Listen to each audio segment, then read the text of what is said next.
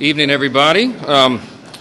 This is Washington. This is how the lawmaking is done. It's a long process. Sometimes it takes a while to reach consensus, but we're going to do the right thing here tonight.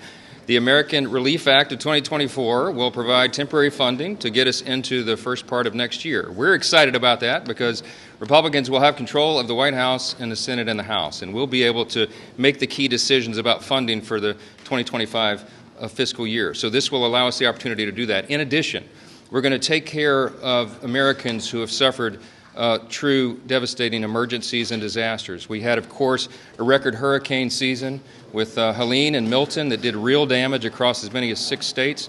There's $100 billion to provide much-needed relief to those people, those Americans who have really been struggling and still are from those storms. And in addition to that, we have $10 billion of emergency aid to our farmers and ranchers.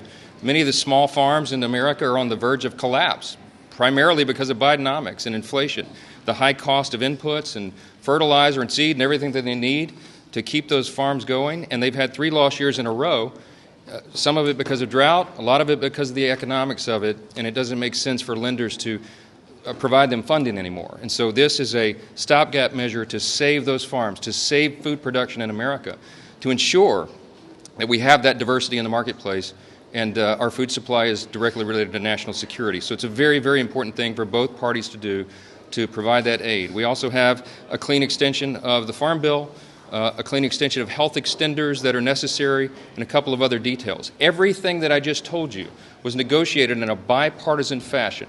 Both parties agreed to these terms, and that's what's on the floor right now. The only change in this legislation is that we are going to push the debt limit to January 30th of 2027. We will push it beyond that or to that time point, and that will allow us to do the important work of governing in the new Congress. Why does that matter? Because we are committed to cutting hundreds of billions of dollars of wasteful spending out of the federal budget. That's what we're going to do. The DOGE effort with Elon Musk and Vivek Ramaswamy, the commitments that President Trump made on the campaign trail will come to fruition when we get about that very important work for the American people. The government is too big, it does too many things, and it does very few things well. We're going to cut and limit the size and scope of the government and get it under control for the American people. We have a mandate to do so. President Trump received 77 million votes in the election. House Republicans, 74.7 million votes, the most in history. We know what we are to do. We're determined to do that. And even though this vote would push the debt limit to 2027, it in no way reflects any lack of enthusiasm on our part to get about those serious cuts for the American people. We have to have fiscal responsibility as a core principle of our party. So that's what the House Republicans are committed to, every single one of them.